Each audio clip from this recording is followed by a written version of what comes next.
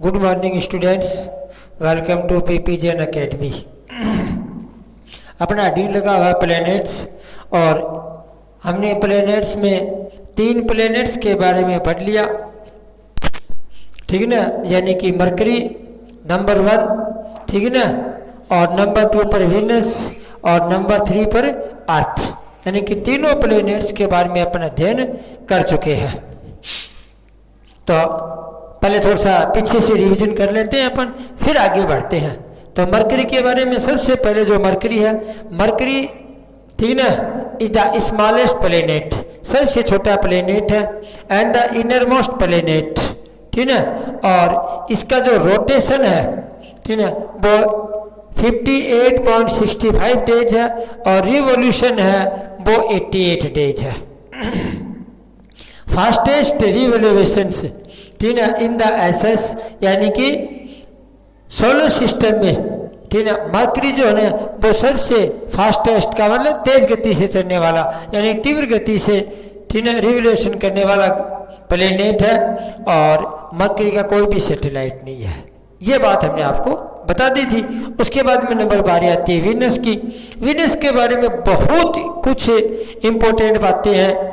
सबसे फर्स्ट बात यह है कि वीनस को इवनिंग और मॉर्निंग स्टार कहा जाता है, सुबह का तारा और शाम का तारा, इस नाम से इसको जानते हैं, ठीक है ना। और यानी कि सुबह के तारे के रूप में ये ईस्ट में दिखाई देता है, और शाम के तारे के रूप में ये वेस्ट में दिखाई देता है।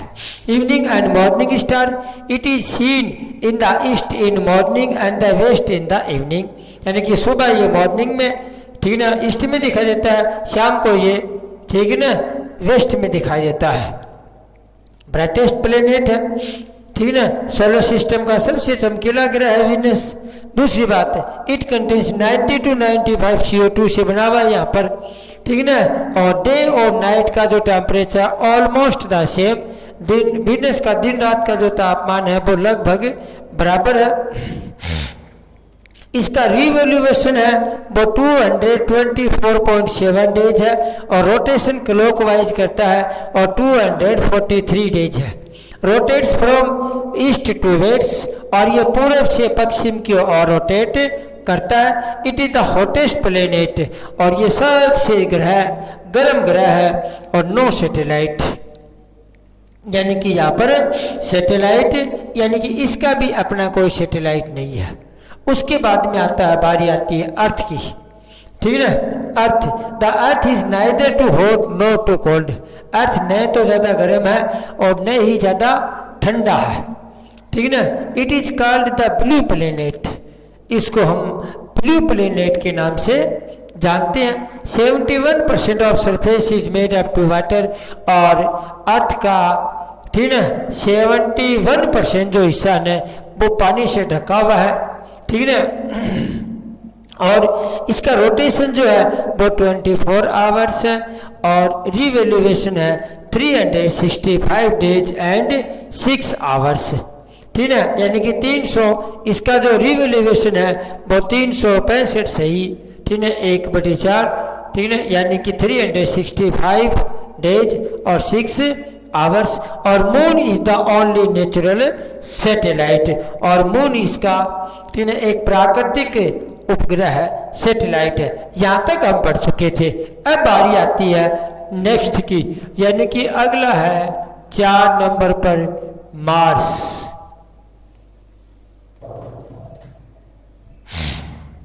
ठीक है। अब मार्स के बारे में पढ़ेंगे। मार्स को सबसे पहले तो भाई रेड प्लेनेट, यानी कि मार्स को रेड प्लेनेट के नाम से जानते हैं, ठीक है, रेड प्लेनेट के नाम से जानते हैं। पहली बात, सबसे फर्स्ट बात तो ये है। दूसरी बात, इसका रोटेशन, ठीक है, यानी कि मार्स का जो रोटेशन है,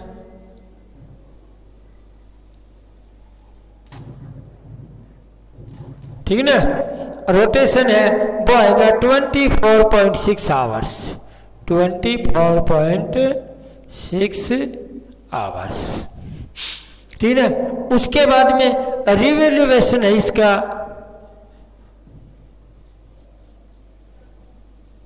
रिवोल्यूशन इसका 687 डेज। ठीक है ना। और इसके 2 सैटेलाइट्स हैं। ठीक है ना। अब इसके हैं 2, ठीक है ना, 2 सैटेलाइट है।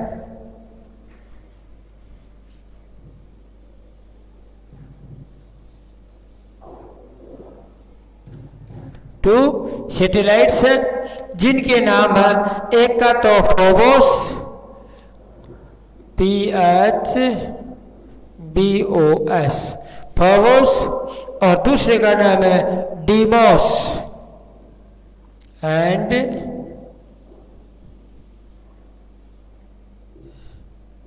डीमोस। ठीक है, फोबोस और डीमोस।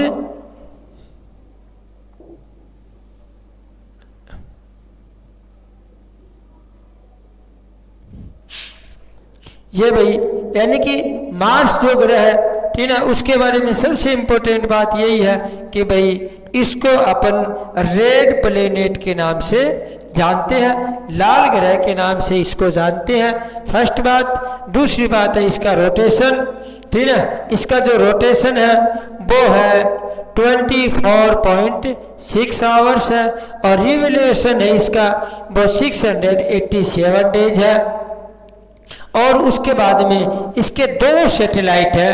ठीक है ना, यानी कि फर्स्ट में अपन जो पढ़े थे मरकरी और वीनस, उनके कोई भी सैटेलाइट नहीं थे, और पृथ्वी का एक सैटेलाइट था। ठीक है, जो कि मून नेचुरल सैटेलाइट था, और मार्स ने उसके 2 सैटेलाइट है, एक का नाम फोबोस है, दूसरे का नाम डीमोस है। उसके बाद में अब अपन आगे बढ़ते हैं भाई। ठीक है ना, यानी कि नंबर 5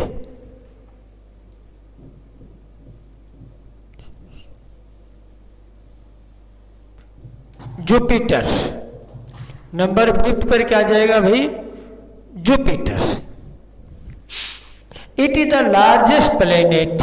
सबसे पहली बात है, it is the largest planet. सबसे खास बात है, जिस प्रकार से मरकरी को अपने स्मॉलेस्ट प्लेनेट लिखा था, ऐसे जुपिटर जो है ना वो सबसे बड़ा ग्रह है कि it is the largest planet. It contains hydrogen, ठीक है ना, और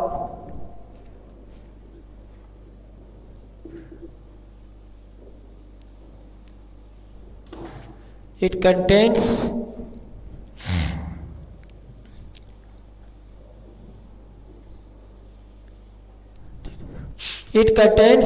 हाइड्रोजन, हीलियम,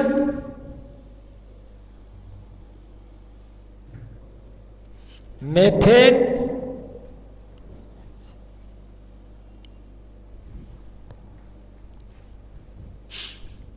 ठीक है, एंड मेथेन, ठीक है, एंड अमोनिया, ठीक है ना, और लास्ट है अमोनिया।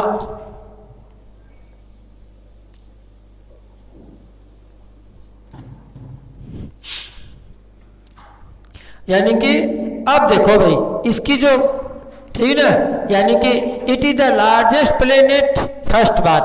दूसरी बात, इट कंटेन्स, ठीक है ना, hydrogen, helium, methane and ammonia.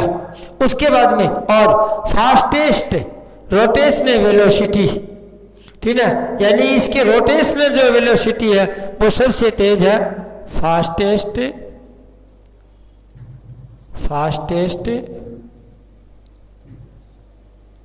Rotational velocity.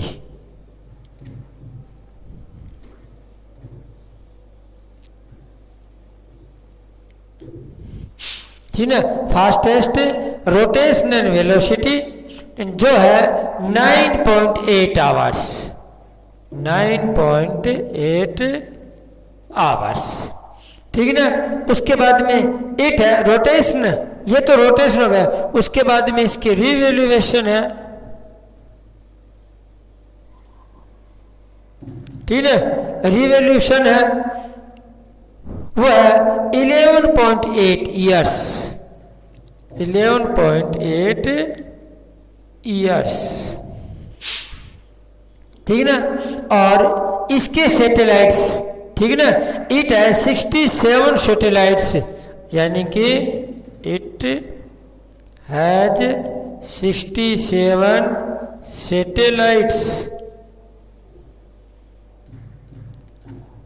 ठीक है, 67 सैटेलाइट्स। सम ऑफ द, यानी कि अपन ये कह सकते हैं, अब उनके नाम बताएंगे अपन, ठीक है।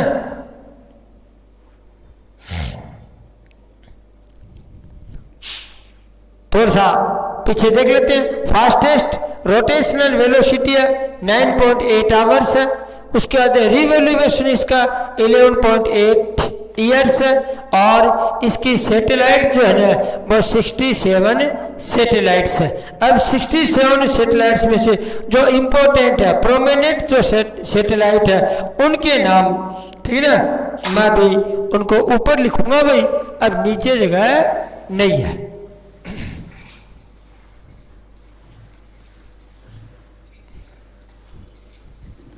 ठीक है, उनके जो सैटेलाइट के नाम है, ठीक है, वो ऊपर लिखा जाएगा।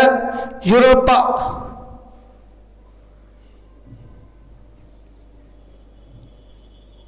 नंबर 1, ठीक है, यूरोपा। उसके बाद में कैलिस्टा,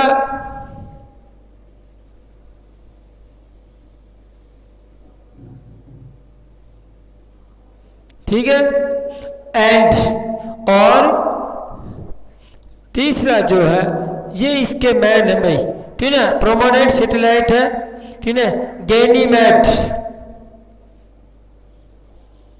GANY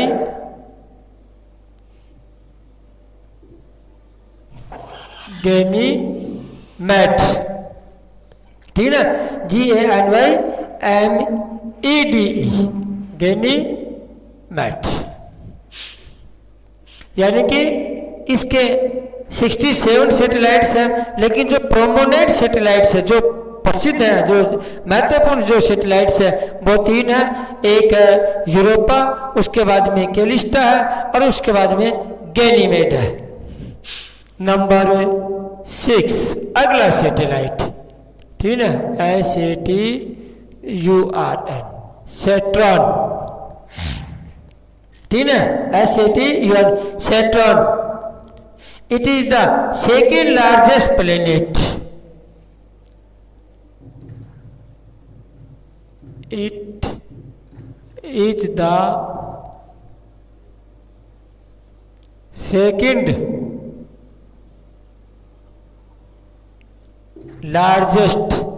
लार्जेस्ट प्लेनेट। सबसे मेन इंपॉर्टेंट बात यह इसकी, सबसे, ठीक है, मुख्य जो बात है, ठीक है, मेन जो इंपॉर्टेंट बात है वो यही है कि भाई ये दूसरे नंबर का सबसे बड़ा ग्रह है। एक नंबर पर जुपिटर पहले से लिखा हुआ, it is the largest planet और it is the second largest planet. उसके बाद में and is surrounding by a set of 8 rings, ठीक ना। सबसे बड़ी बात यह है, उसके बाद में इट इज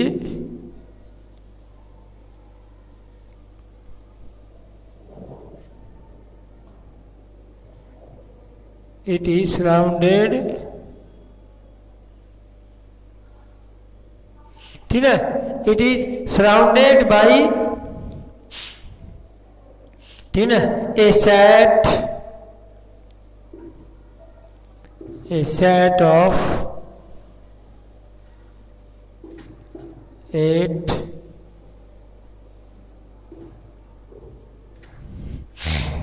रिंग्स, ठीक है। यानी कि अपन ये कह सकते हैं it is surrounded by a set of 8 rings.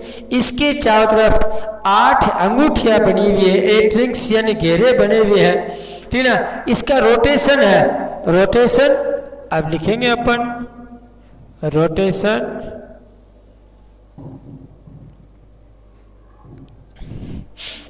Rotation में लिखा जाएगा 10.3 आवर्स, 10.3 आवर्स रोटेशन में। उसके बाद में रिवोल्यूशन में, ठीक ना,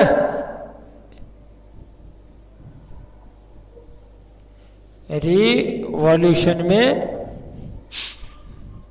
ठीक है, रिवॉल्यूशन है इसका 29.5 years.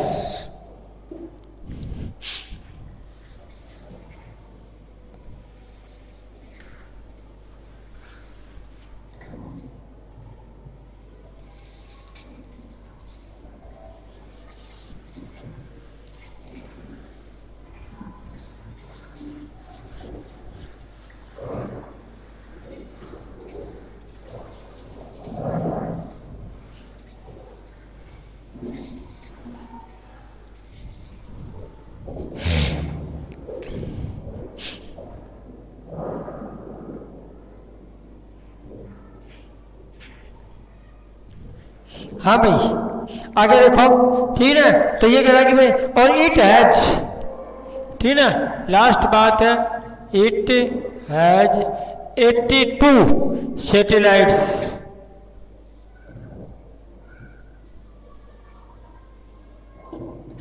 82 satellites.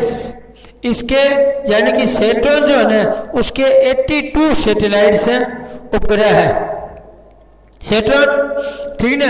It is the second largest planet, ठीक ना, फर्स्ट बात। सेकंड बात, it is surrounded by A set of 8 rings, इसके चारों तरफ 8 रिंग्स बनी हुई है, ठीक है। और रोटेशन इसका जो है वो 10.3 आवर्स है, और इसका रिवोल्यूशन है वो 29.5, ठीक ना, ईयर्स है, 29 सही 1/2 साल है।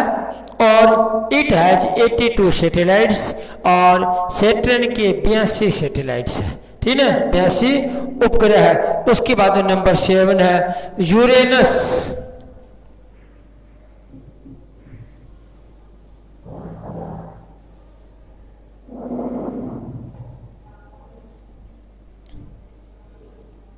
नंबर अगला है जो है, यानी कि 7th नंबर जो है वो यूरेनस है। It is unique and its axis of rotation is inclined, ठीक है, at 98 degree to its orbital plane, ठीक ना।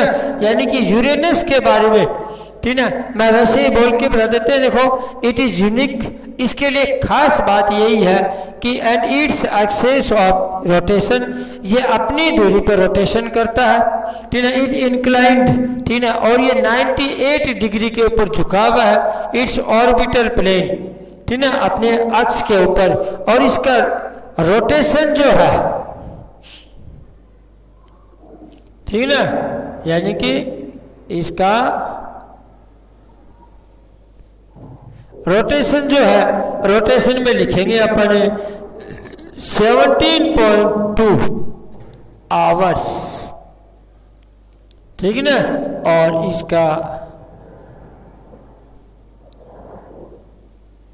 रिवोल्यूशन जो है, ठीक है, रोटेशन है, इसका रिवोल्यूशन है 84 ईयर्स।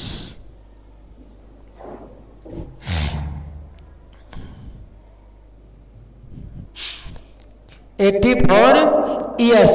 It has 27 satellites, ठीक है, और it has 27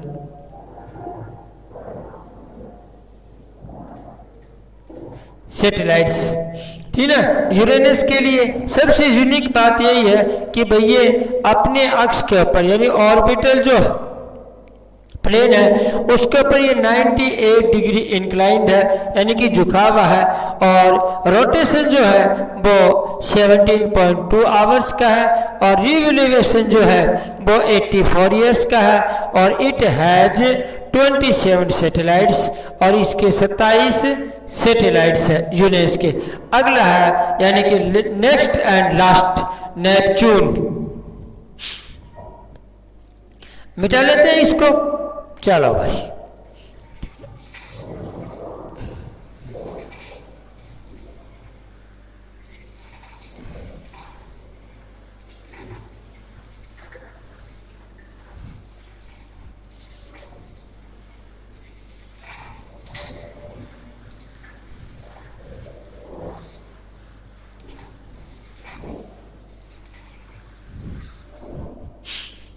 लास्ट है नेपच्यून यानी कि 8 नंबर।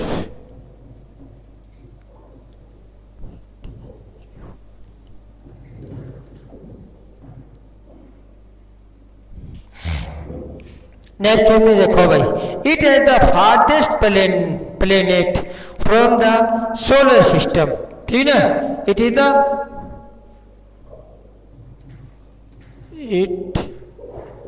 द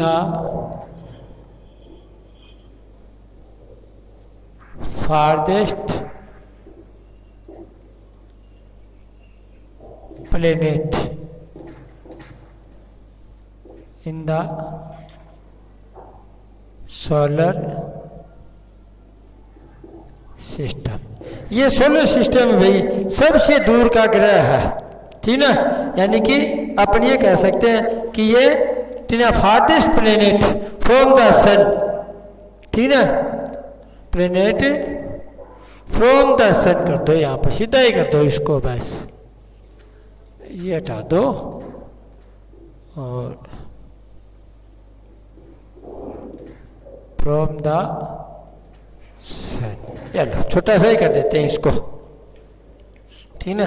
यानी कि ये सोलर सिस्टम का सबसे दूर का ग्रह है। इसका रोटेशन देखो भाई, ठीक है। इसका रोटेशन है 16 hours. Rotation is equal to 16 hours.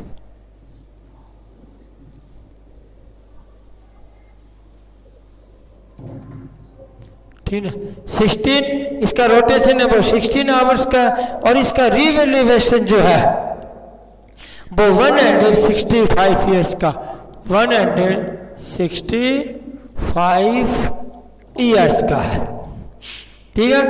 और उसके बाद में, ठीक ना, इट हैज 14 सैटेलाइट्स, और इट हैज 14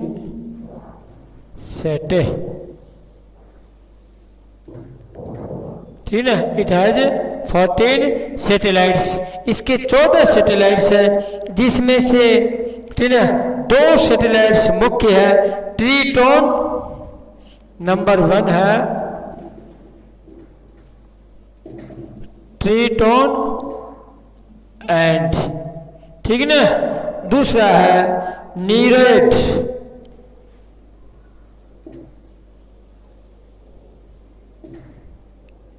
ठीक है। ट्रीटोन और नीरेट जो प्लेनेट है वो नेपच्यून के सबसे फेमस है, यानी कि प्रसिद्ध जैसे मान लो सैटेलाइट्स है।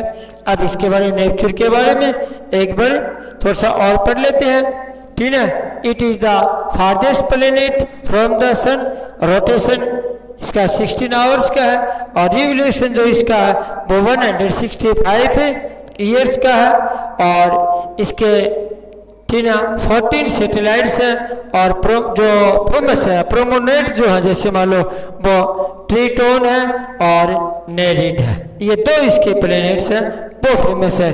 ये था भाई, हमने सोलर सिस्टम के बारे में अध्ययन, ठीक है, कर लिया। अब हमारी बारी आती है, आगे हम पढ़ते हैं, वो है मून के बारे में। हमने अर्थ के बारे में, ठीक है ना। अब सबसे पहले हम मून के बारे में पढ़ेंगे। सबसे पहले हमने प्लैनेट्स के बारे में पढ़ा, ठीक है ना। अब मून की खास खास बातें, इंपॉर्टेंट बातें। मून,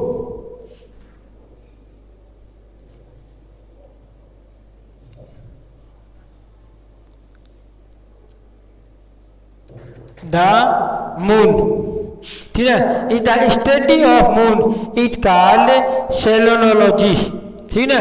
यानी कि चंद्रमा के बारे में, चांद का जो अध्ययन किया जाता है, मून का जो अध्ययन किया जाता है, उसको सेलेनोलॉजी बोलते हैं। पहली बात यह है। दूसरी बात, डिस्टेंस फ्रॉम अर्थ, ठीक है ना। तो पहले इसके बारे में लिख देते हैं, द स्टडी ऑफ मून,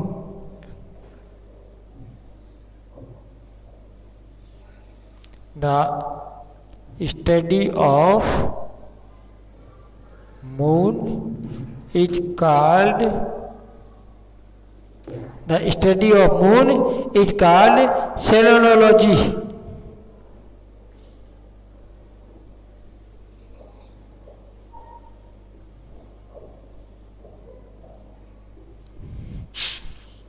ठीक है भाई। उसके बाद में अब आगे distance from earth, distance from earth, पृथ्वी से दूरी। ठीक है ना। सबसे पहली बात है चंद्रमा की पृथ्वी से दूरी कितनी है। ठीक है, तो 3,84,000 3,84,400 किलोमीटर। ठीक है, चंद्रमा की पृथ्वी से जो दूरी है वो 3,84,400 किलोमीटर है। ठीक है, डायमीटर,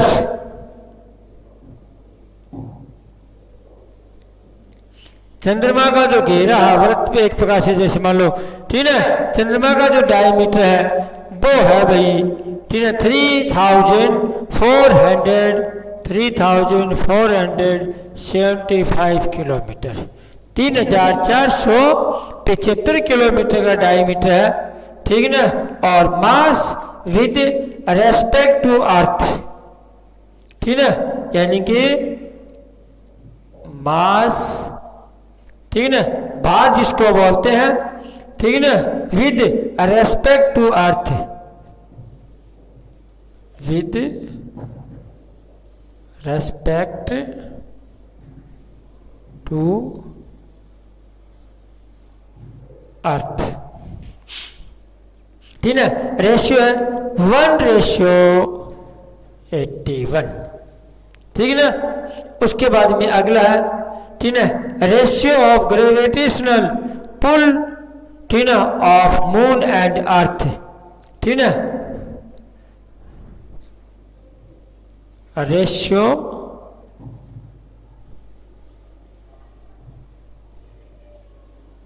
ग्रेविटेशनल, ठीक है, रेशियो ग्रेविटेशनल, ठीक है, pull of moon and earth, pull of moon and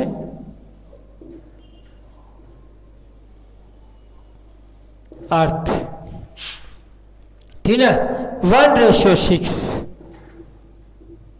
1:6। ठीक है, मून और अर्थ का जो रेशियो है, ठीक है, ग्रेविटेशन का, वो 1:6 है। यानी कि हम पृथ्वी के ऊपर 1 फुट को देंगे तो चंद्रमा के ऊपर अपन वो 6 फुट में माना जाएगा। इतना उसका ग्रेविटेशन फोर्स है। हाईएस्ट माउंटेन, ठीक है। अब मून का सबसे हाईएस्ट माउंटेन,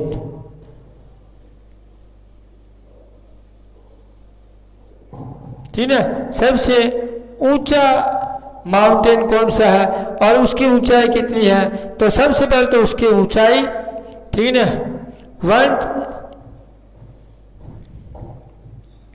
18,046 फीट, 18,046 फीट, ये तो उसकी ऊंचाई है। और नाम है उसका, ठीक है, हैगेन्स माउंटेन्स, HUGYENS, ठीक है, HUGYENS, हैगेन्स mountain.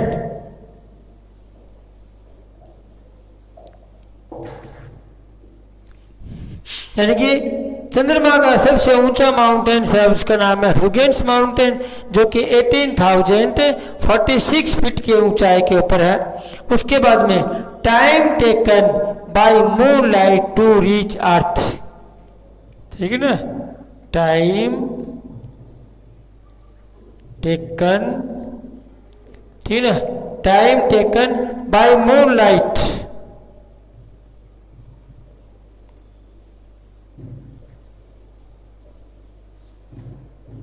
by moon light to reach earth, to reach earth. Digit लिखो उसमें, डिजिट आएगी उसमें 1.3 सेकेंड्स, 1.3 सेकेंड्स। यानी कि अपन ये कह सकते हैं कि भाई चंद्रमा की जो रोशनी है पृथ्वी पर आने में उसको 1.3 सेकेंड का समय लगता है। उसके बाद में रोटेशन स्पीड,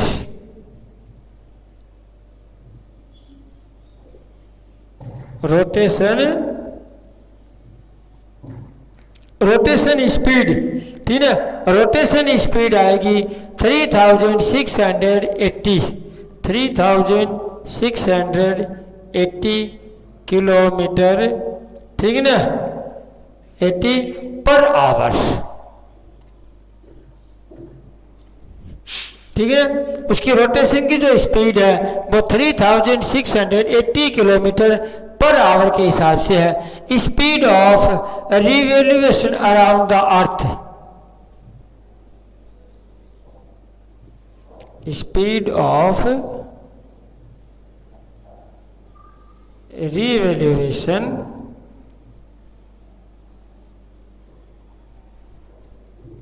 अराउंड द,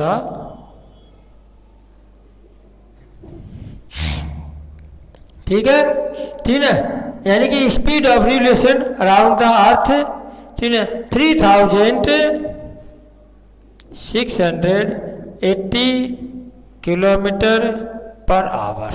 इसका रोटेशन और रिवोल्यूशन, ठीक है, दोनों की जो गति है ना वो एक ही है, लेकिन रिवोल्यूशन पीरियड अराउंड अर्थ, ठीक है ना, लेकिन revolution period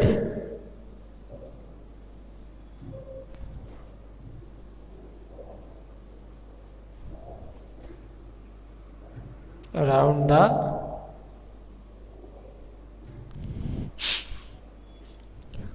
revolution period around earth, ठीक है ना, उसमें लिखेंगे अपन, देखो आगे 27 तो डेज, 27 डेज, 27 तो दिन होते हैं, 7 आवर्स, ठीक है ना, 7 घंटे हो गए, ठीक है ना, 43 मिनट्स, 43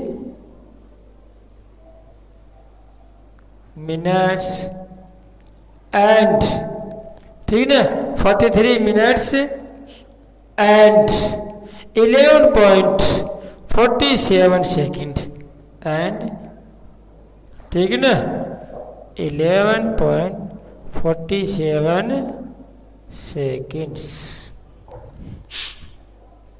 हाँ भाई, अब देखो एक बार, ठीक है, यहां तक की बातों को एक बार दोबारा से देखते हैं, ठीक है। द मून, तो सबसे पहले मून के बारे में जो अध्ययन करेंगे, ठीक है, the study of moon is called, ठीक है, सिलोनोलॉजी, उसको अपन सिलोनोलॉजी के नाम से जानते हैं।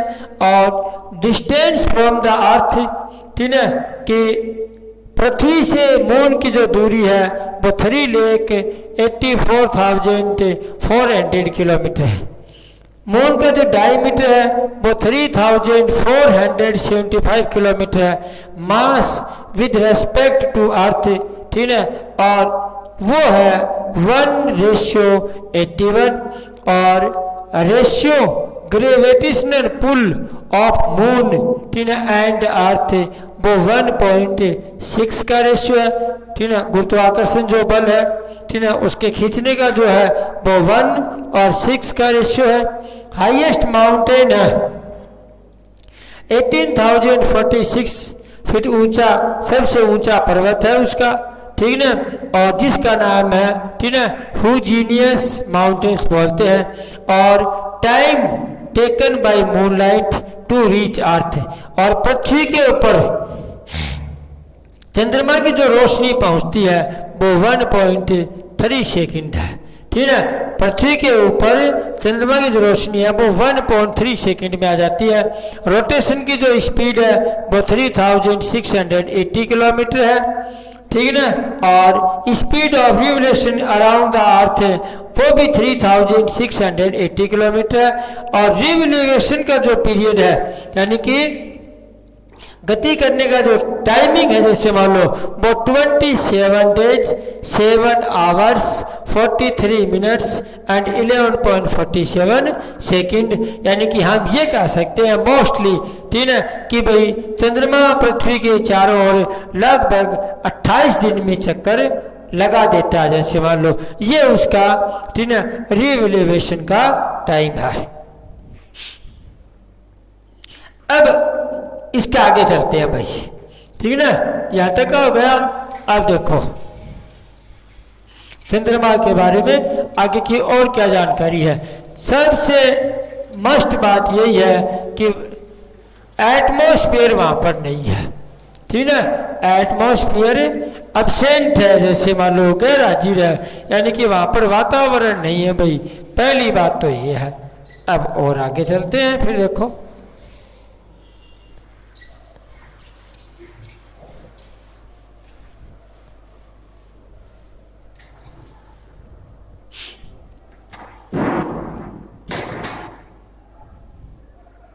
ठीक है, एटमॉस्फेयर में लिखते हैं भाई, तो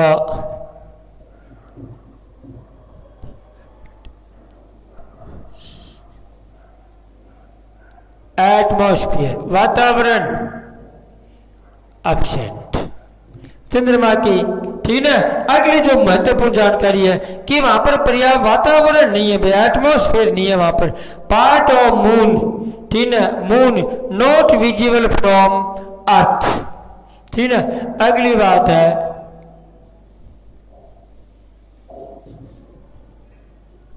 पार्ट ऑफ मून, ठीक है, part of moon not visible,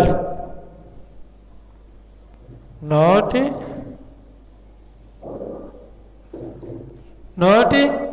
visible from earth, from earth, ठीक है। यानी कि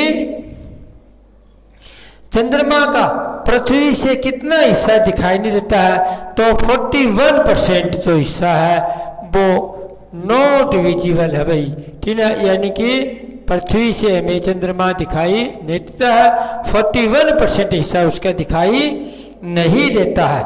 मैक्सिमम डिस्टेंस MAXI मैक्सिमम, ठीक है, maximum distance from earth, maximum distance from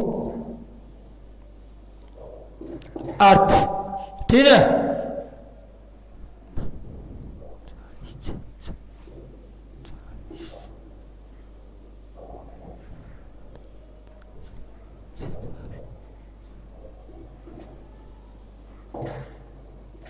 ठीक है भाई, देखो यानी कि मैक्सिमम डिस्टेंस फ्रॉम अर्थ, पृथ्वी से चंद्रमा की जो दूरी है, जैसे मान लो अधिकतम जो दूरी है ना वो 4 लाख, ठीक है, और 6000 है, ठीक है, 4,06,000 किलोमीटर है। और उसके बाद में मिनिमम डिस्टेंस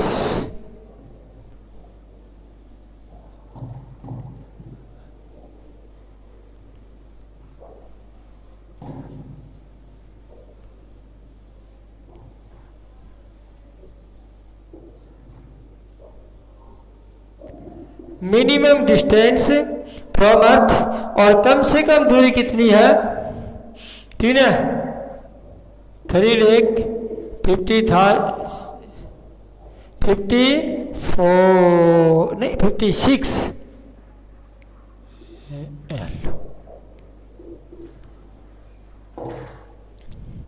यानी कि, ठीक है, मैक्सिमम डिस्टेंस फ्रॉम अर्थ, अधिकतम जो दूरी है वो तो 4,06,000 है, और मिनिमम जो दूरी है ना वो 3,56,400 किलोमीटर है। सरकमफ्रेंस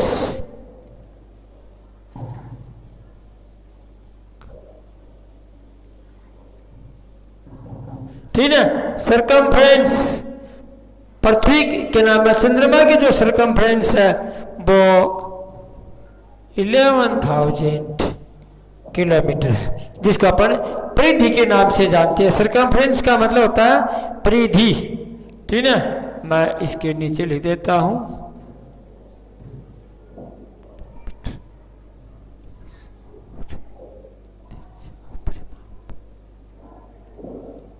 ठीक है। सरकमफ्रेंस का मतलब, ठीक है, परिधि होती है भाई सरकमफ्रेंस, तो 11,000 किलोमीटर है। The moon has no atmosphere, ये बात हमने पहले लिख रखी है कि the moon has no atmosphere and no twilight, न तो चंद्रमा की अपनी कोई रोशनी है और न ही वहां पर कोई वातावरण है भाई। The size of the moon is 1/4 the size of the अर्थ, ठीक है। 1/4 यानी कि मून का जो आकार है वो पृथ्वी का जो आकार है उसका 1/4 है।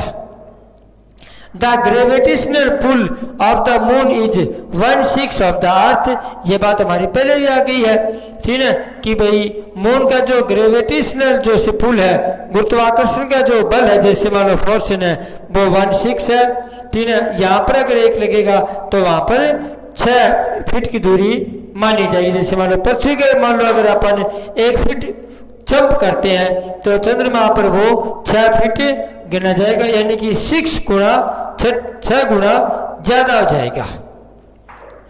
अब ठीक है, थोड़ा सा इसके बारे में और देखते हैं, ठीक है। तो भाई सबसे पहली बात हो कि एटमॉस्फेयर अब्सेंट है वहां पर, part of the moon not visible from the earth, और पृथ्वी से चंद्रमा का 41% जो हिस्सा है वो देखा नहीं जाता है, देखा नहीं जा सकता, दिखाई नहीं देता, मतलब अपन ये कह सकते हैं। और मैक्सिमम डिस्टेंस फ्रॉम अर्थ, और पृथ्वी से उसकी अधिकतम जो दूरी है, मैक्सिमम जो दूरी है ना वो 4,06,000 किलोमीटर है, ठीक है, 4,06,000।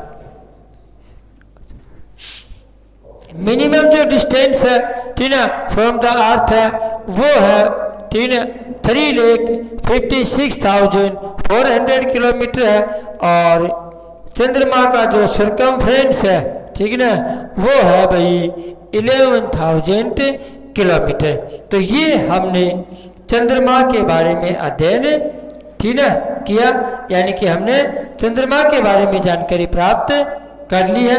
अब यानी कि अब हम ये कह सकते हैं भाई हमने प्लेनेट्स, 8 प्लेनेट्स के बारे में अध्ययन कर लिया, ठीक है ना, उनके बारे में डिटेल्स जो भी थी महत्वपूर्ण बातें बता दी, और हमने चंद्रमा के जो भी इम्पोर्टेंट फैक्ट है वो बता दिए। अब अगला जो है फॉर नेक्स्ट। थैंक यू, धन्यवाद।